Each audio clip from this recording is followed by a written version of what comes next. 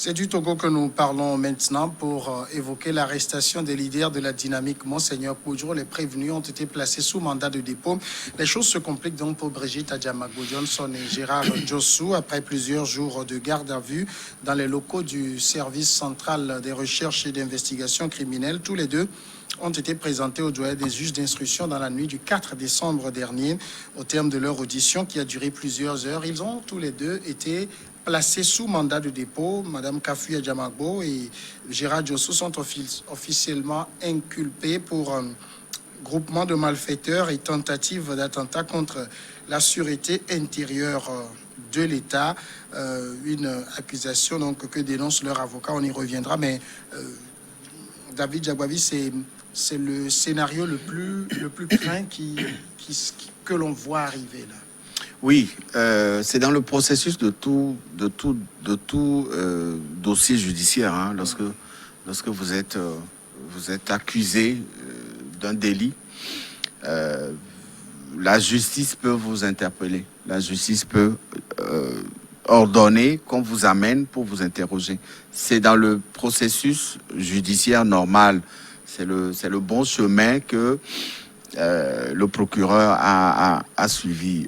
Sauf que derrière ces accusations, il y a aussi les contre-accusations. Il y a le rejet de ces accusations. Les accusés peuvent rejeter le contenu des accusations que le juge porte contre eux en apportant les éléments contraires à ceux que le procureur brandit pour les faire accuser. Dans le cas d'espèce, nous sommes sur un plan politique. Leur arrestation fait suite aux certaines raisons que nous connaissons tous depuis la dernière présidentielle. On a vu un peu sur la base des positions aussi que la DMK avait prises au lendemain de la proclamation de ces résultats.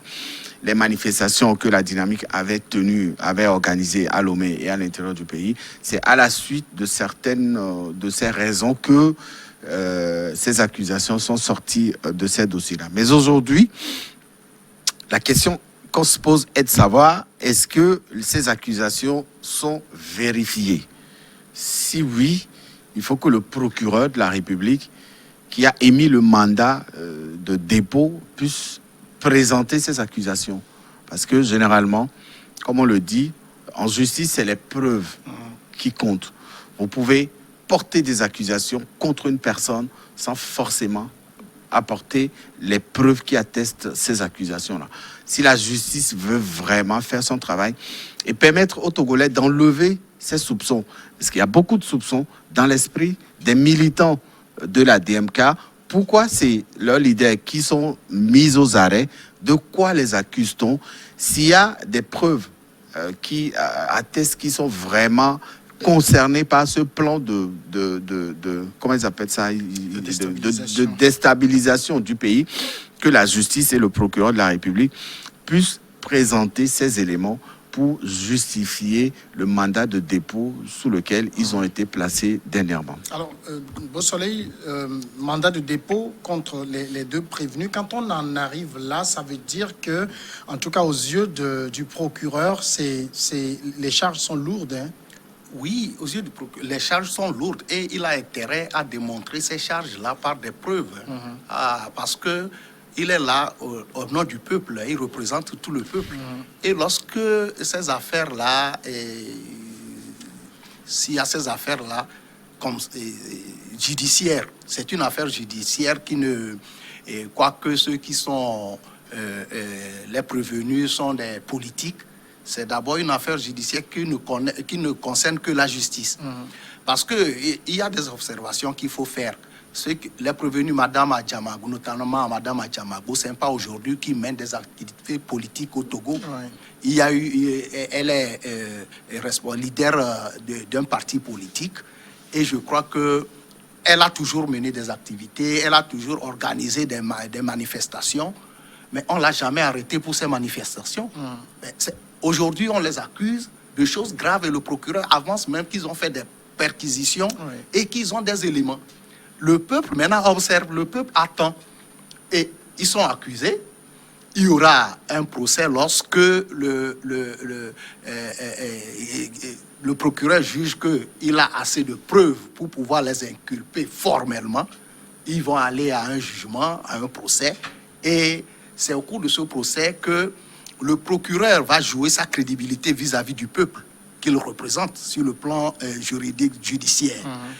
Il a déjà dit qu'ils ont eu à faire des perquisitions, qu'ils ont trouvé des documents compromettants. Oui. Et c'est au cours d'un procès ou bien d'un jugement qu'il doit le prouver. Et s'il n'arrive pas à prouver ça, c'est qu'il se décrédibilise. C'est ça, non? Il se décrédibilise vis-à-vis du peuple. Et c'est aussi un acte grave pour le procureur. Maintenant, de l'autre côté, la société est organisée de telle sorte que si vous êtes prévenu, on ne vous empêche pas de vous défendre. Donc, les prévenus ont le droit de se défendre. D'ailleurs, moi, c'est leur avocat l'avocat de la défense que j'ai suivi aujourd'hui, qui a expliqué même sur un média aujourd'hui le processus même normal depuis l'interpellation de Mme Adjamagbo et de Gérard Djossou jusqu'à leur inculpation. Donc, actuellement, le peuple attend, le peuple observe et vivement, il y a des réactions de gauche à droite, des réactions des politiques et que moi je mets sur le plan politique parce que les gens proches de Mme Adjamagbo et de Gérard Djossou ne peut que dire quand leurs militants ne peut qu'avoir la réaction, cette réaction-là, de souhaiter, d'appeler à les libérer. Même certains dirigeants de l'opposition font des sorties pour demander leur libération. Mais il y a d'autres dirigeants aussi qui ont appelé à ce que la justice soit faite, que le processus aille rapidement au jugement pour qu'on puisse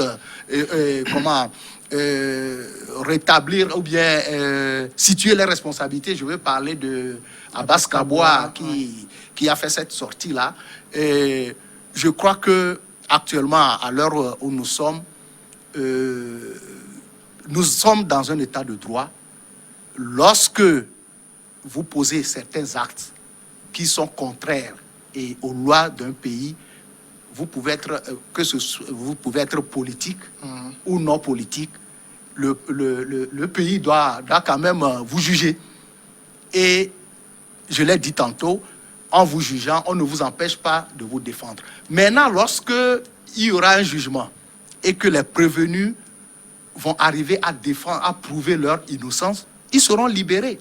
Et dans ce cas, je crois, le pays doit les indemniser. Et c'est le procureur qui a des problèmes parce qu'il a basé ses éléments de preuve sur des trucs qui ne sont pas avérés.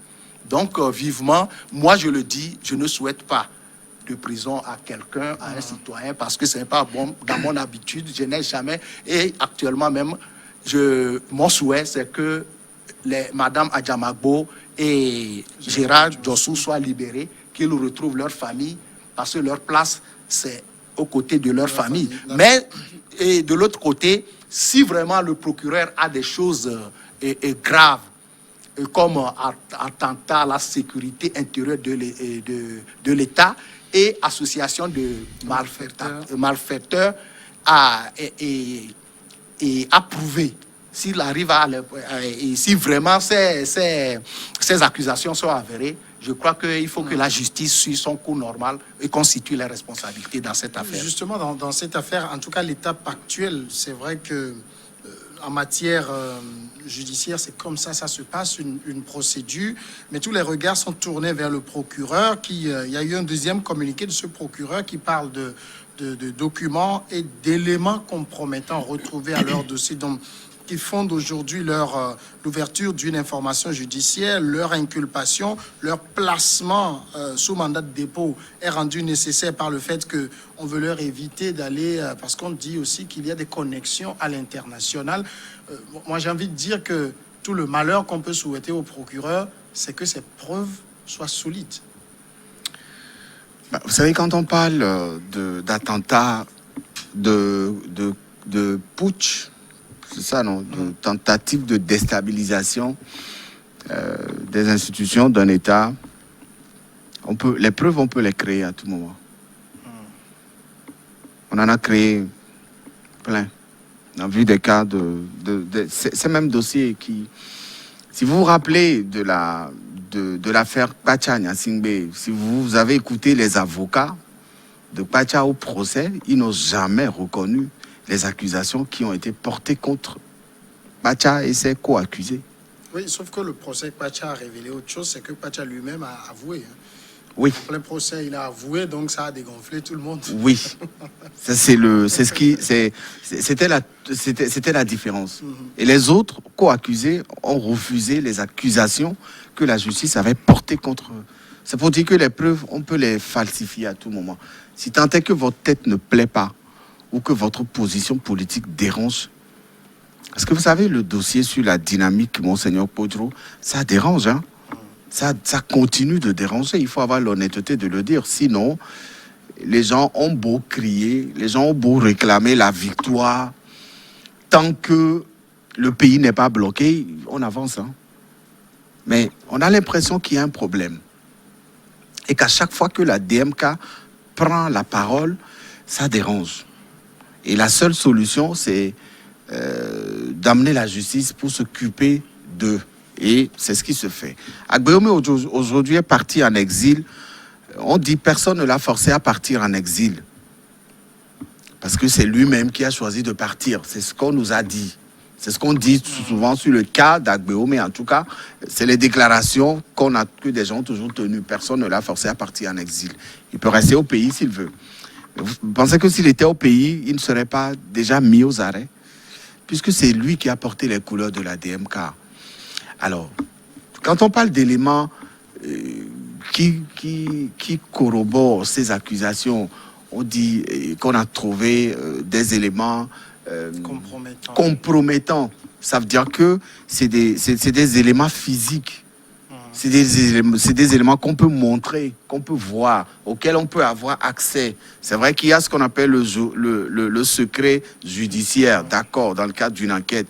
Mais on parle d'une tentative de déstabilisation d'un pays, des institutions d'un État. Moi, je suis citoyen de ce pays. Si on accuse un Togolais de vouloir attenter aux institutions, il faut qu'on me donne les éléments qui l'attestent. Sinon, on restera là. Demain, c'est peut-être moi. Demain, c'est peut-être vous. C'est peut-être toi. On ne le souhaite pas. Mais je pense qu'à un moment, au nom de la crédibilité dont la justice togolaise devra jouir, il faut, sur ce coup-ci, qu'on apporte les éléments fiables. Parce que les accusations sont portées sur des adversaires politiques. Ce ne sont pas des militaires. Ce ne sont pas des militants de la formation politique du chef de l'État. Ce ne sont pas des gens de la société civile. C'est des adversaires politiques. Et ça peut être traduit et compris aussi autrement, comme une volonté du gouvernement de nuire à la DMK, parce qu'elle dérangerait, elle continuerait peut-être encore de déranger. Mais ce que beaucoup ne comprennent pas, c'est que à la tête de la dynamique, il y a un responsable que tout le monde connaît, qui est Monseigneur Podro, qui lui, jusqu'alors, n'a jamais été inquiété. Et c'est les subalternes, enfin, ceux qui sont sous sa présidence, qu'on inquiète. C'est très difficile d'inquiéter un homme en soutane. Hein. Bah, si vous le dites. Mais pour le moment, on ne sait pas pourquoi lui, en tant que... c'est lui qui a fondé la DMK. Enfin, c'est sous lui que la DMK... C'est lui, quand on parle de la DMK, on parle de Podro. Voilà. Je pense qu'il serait aussi bien qu'on s'approche de Podro. Qu'on aille même s'il est en soutane, qu'on aille le prendre, qu'on aille lui demander. Puisque c'est lui qui a créé une famille politique au sein de laquelle on trouve des gens qui veulent faire des coups d'État au Togo. Mais pourquoi ne pas aller l'appeler aussi pour savoir si on évite d'appeler Podro et qu'on vient chercher les subalternes? On a renvoyé. Agbeome, il est parti en exil. De toutes les façons, le conseil, il est là. Qu'il soit parti délibérément ou pas, il est parti. Après, on tombe sur Adjamagbo, qui a été fait dernièrement porte-parole ou première responsable, coordinatrice de la DMK. À qui le tour? C'est la grande question. Aujourd'hui, ce qui étonne les gens, c'est que au sein de la dynamique, il n'y a que Mme Adjamagbo et Gérard Diossou qui soient formellement inquiétés, en tout cas dans cette affaire. Beaucoup se demandent, est-ce qu'il est possible que ce soit ces deux qui aient concocté un plan de déstabilisation ou c'est toute la DMK? Il y a quand même beaucoup de zones d'ombre, beaucoup de questionnements qui entourent cette procédure judiciaire-là. Oui, ils ne devraient pas s'étonner et leur inquiétude, même la réponse de leur inquiétude, de leur question, et la réponse à leur question se trouve dans la question elle-même. Ils demandent si ils ne sont que ces deux-là. Ça veut dire que il y a beaucoup de gens dans la dynamique Podro. Pourquoi à ces deux-là qu'on s'intéresse, que la justice s'intéresse? Ça veut dire qu'il y a quand même, peut-être il y a des soupçons quand même graves. Mais on parle des gens qui s'étonnent, que peut-être que les gens veulent amener cette affaire-là sur le plan politique. Mais il y a beaucoup d'éléments qui prouvent quand même, qui peut quand même amener tout observateur à penser que si le procureur parle de soupçons graves ou bien de preuves compromettantes, ça veut dire que on peut quand même lui accorder ça, ne serait-ce qu'il nous le prouve au niveau du jugement. Le problème, voilà. Vous imaginez, c'est que le procureur, je vais le dire tout cru, a un passé qui ne plaide pas aussi pour lui. On a vu des affaires dans lesquelles il a agi et puis après, qui sont dégonflés comme un ballon de baudruche. Oui, maintenant, nous sommes devant une affaire. Oui, c'est le même procureur. Et voilà, je viens de le dire qu'il y a certains éléments qui peuvent amener tout observateur à quand même laisser de côté le problème politique. Parce que si quelqu'un dérange, celui qui peut déranger, peut-être quand on dérange quelqu'un au niveau politique, c'est le pouvoir. Est-ce que Adjamagbo, quel poids politique Mme Adjamagbo a pour déranger le pouvoir? Elle est leader d'un parti politique appelé CDPA, qui n'a jamais gagné ne serait-ce qu'une seule élection.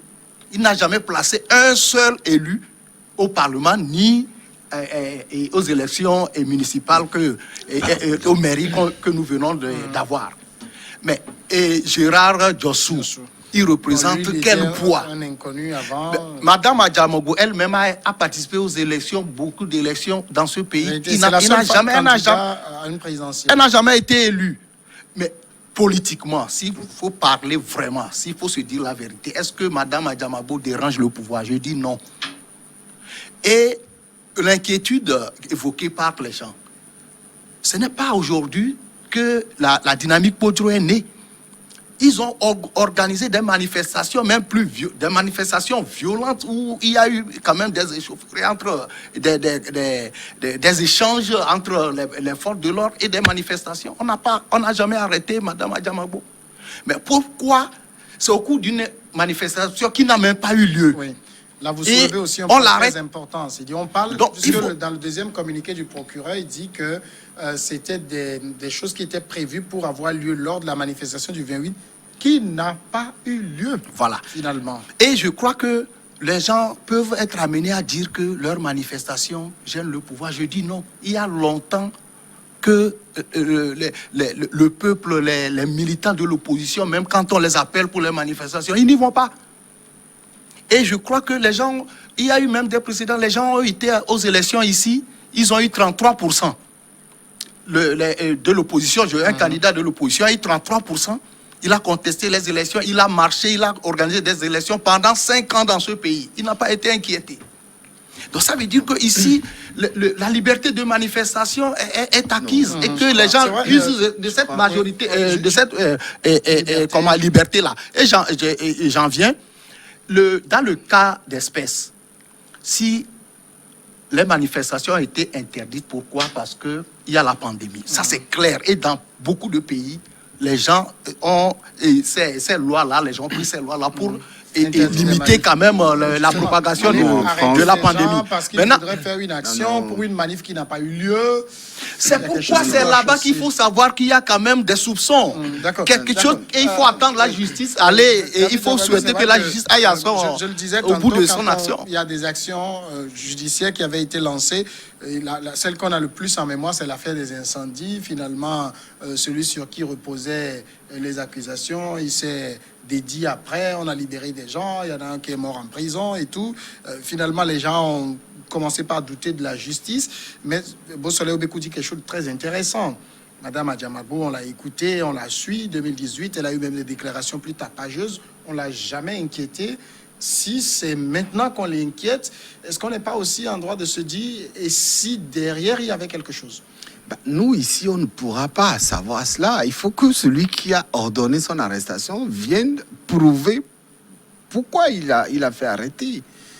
C'est en cela que je dis, quand vous décrivez tout à l'heure la petitesse de cette dame, politique.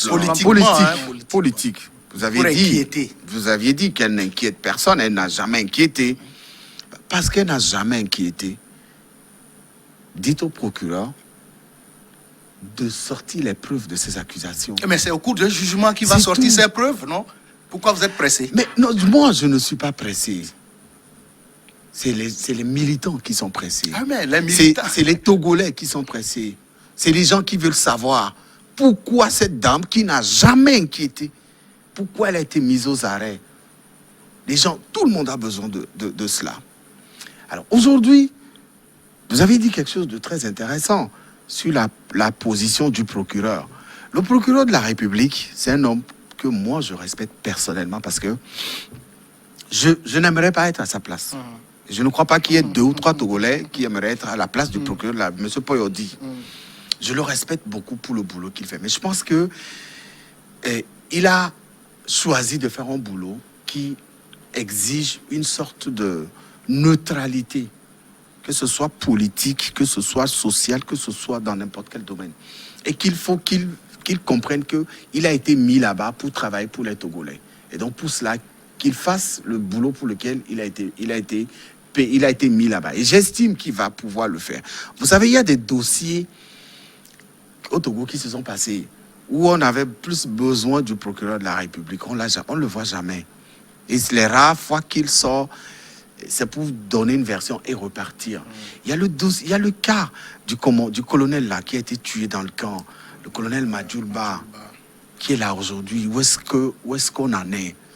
Ce n'est pas qui est aussi ouverte. Oui, mais ce n'est pas aux Togolais d'aller demander des informations au procureur. C'est au procureur de venir donner les informations aux Togolais. C'est comme ça que ça se passe. Mais on a constaté en tout cas que sur des questions politiques, je ne suis pas le seul à l'avoir constaté. Sur les questions politiques, le procureur, il est prompt à réagir et à sortir la rudesse de la loi pour l'appliquer. C'est bien. Personne ne souhaiterait que ce pays soit déstabilisé. Mais je pense quand même qu'à un moment, quand on commence à surfer sur des accusations politiques pareilles, on veut déstabiliser le Togo. On a trouvé des éléments compromettants au domicile de tel.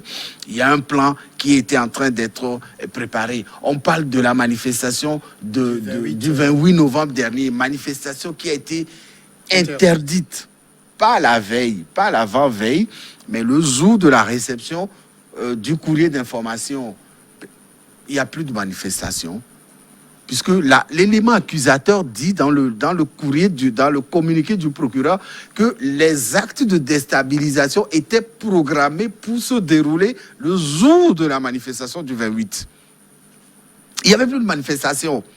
Ça veut dire fondamentalement que ces actes qui étaient programmés pour se dérouler le 28 ne pouvaient plus, puisqu'on accuse les responsables de la DMK d'organiser des plans de déstabilisation programmés sur le 28. S'il n'y a plus de manifestations, ça veut dire que techniquement, même pour le petit Togolais que nous sommes, il faut comprendre qu'il n'y aura plus ce plan de déstabilisation. Ça peut être reprogrammé après, mais plus sur le 28, puisque le gouvernement interdit la marche. Il a déployé la police pour ceinturer toutes les zones qui devaient composer les itinéraires de ces marches. C'est vrai qu'on attendra que le procureur, au cours d'un procès, puisse déballer ses preuves et que le juge apprécie. Mais c'est le procureur, lui, qui nous dit qu'il a des documents, qu'il a des éléments compromettants. Lesquels éléments, à l'appréciation de maître Darius Acho, il disait le soir même du placement sous mandat de dépôt, les éléments dont le procureur est en possession ne peuvent pas fonder cette poursuite, car sincèrement, elle est innocente. Est-ce que le procureur lui a montré ces éléments?